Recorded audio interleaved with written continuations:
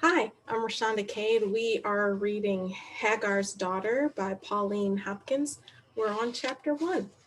Hagar's Daughter, A Story of Southern Caste Prejudice. Chapter 1. In the fall of 1860, a stranger visiting the United States would have thought that nothing short of a miracle could preserve the Union of States so proudly proclaimed by the signers of the Declaration of Independence and so gloriously maintained by the gallant Washington. The nomination of Abraham Lincoln for the presidency by the Republican Party was inevitable.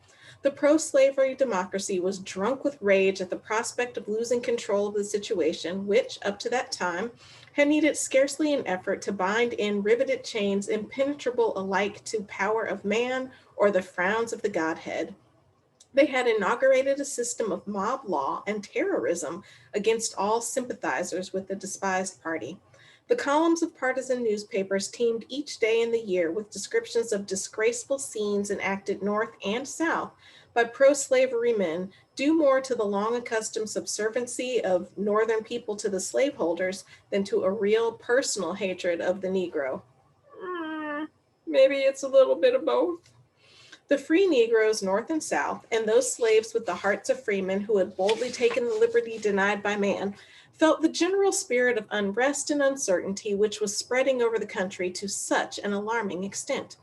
The subdued tone of the liberal portion of the press, the humiliating offers of compromise from Northern political leaders, and the numerous cases of surrendering fugitive slaves to their former masters sent a thrill of mortal fear into the very heart of many a household where peace and comfort had reigned for many years. The fugitive slave had perhaps won the heart of some Northern free woman. They had married, prospered, and were happy. Now came the haunting dread of the stealthy tread, an ominous knock, a muffled cry at midnight, and the sunlight of the new day would smile upon a broken-hearted woman with baby hands clinging to her skirts and children's voices asking in vain for their father lost to them forever. So this is talking about somebody who was a fugitive slave, went north, a man, and it's generally not a specific man. A fugitive slave who went north, married a free Black woman, had kids, made a life, and due to the fugitive slave law was snatched back into slavery. If you've ever read or seen the movie 12 Years a Slave by William Northrop, it talks about this exactly. The Negro felt that there was no safety for him beneath the stars and stripes, and so feeling, sacrificed his home and personal effects and fled to Canada. Flight to Canada is not a 19th century book. It's by, what's his name? Ishmael Reed. It's interesting, though, if you get a chance. The Southerners were in earnest and would listen to no proposals in favor of their continuance in the Union under existing conditions, namely Lincoln and the Republican Party. The vast wealth of the South made them feel that they were independent of the world. Cotton was not merely king, it was God. Moral considerations were nothing. Drunk with power and dazzled with prosperity, monopolizing cotton and raising it to the influence of a veritable fetish, the authors of the rebellion did not admit a doubt of the success of their attack on the federal government. Hang on. Let's read that again. The authors of the rebellion did not admit a doubt of the success of their attack on the federal government. So this is talking about the southern states seceding from the Union, but y'all remember January 6, 2021, when when the rebellion did not admit a doubt of the success of their attack on the federal government? Oh man. Wow. It's like she was prescient and saw that ahead of time. Speaking of prescience, you should read some of Octavia Butler. She saw a lot of stuff that went down way before it did. They dreamed of perpetuating slavery, though all history shows the decline of the system as industry, commerce, and knowledge advance. The slaveholders proposed nothing less than to reverse the currents of humanity and to make barbarism flourish in the bosom of civilization. Wow, to make barbarism flourish in the bosom of civilization.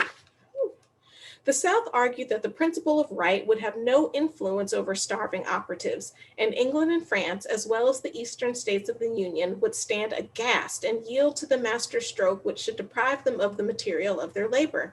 Millions of the laboring class were dependent upon it in all the great centers of civilization.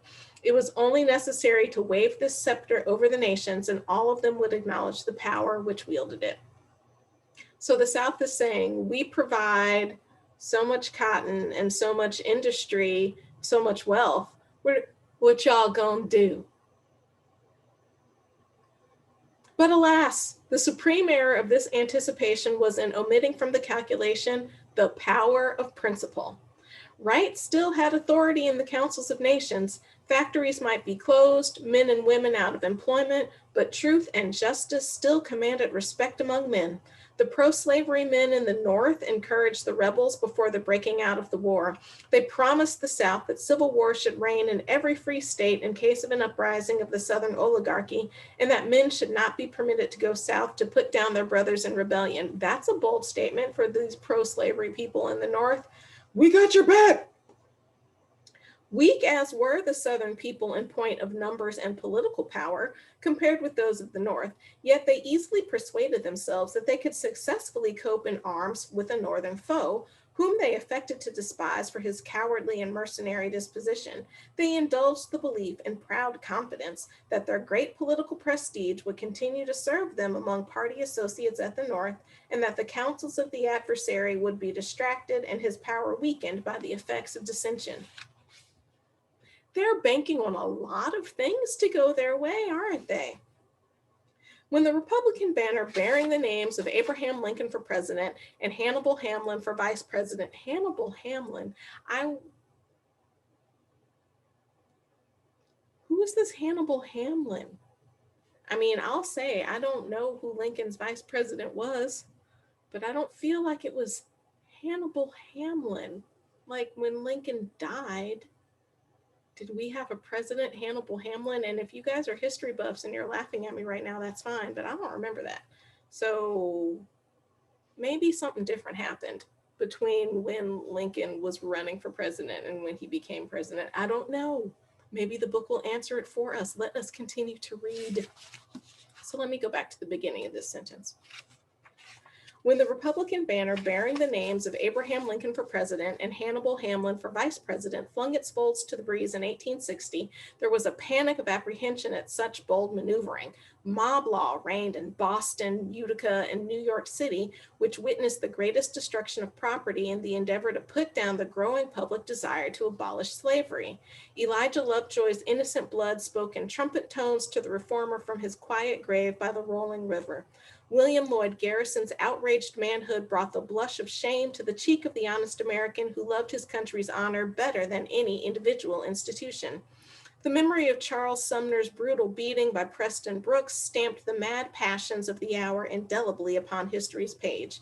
Debate in the Senate became fiery and dangerous as the crisis approached in the absorbing question of the perpetuation of slavery. At the South, laws were enacted abridging the freedom of speech and press. Abridging the freedom of speech and press. Not only is that unconstitutional, we still see it happening. No, you can't come to my press conference. All right. It was difficult for Northerners to travel in slave states. Reverend Charles T. Torrey was sentenced to the Maryland Penitentiary for aiding slaves to escape. Jonathan Walker had been branded with a red-hot iron for the same offense. In the midst of the tumult came the Dred Scott decision, and the smoldering fire broke forth with renewed vigor. Each side waited impatiently for the result of the balloting. In November, the Rubicon was passed, and Abraham Lincoln was duly elected president, contrary to the wishes and in defiance of the will of the haughty South. There was much talk of a conspiracy to prevent by fraud or violence a declaration of the result of the election by the vice president before the two houses as provided by law.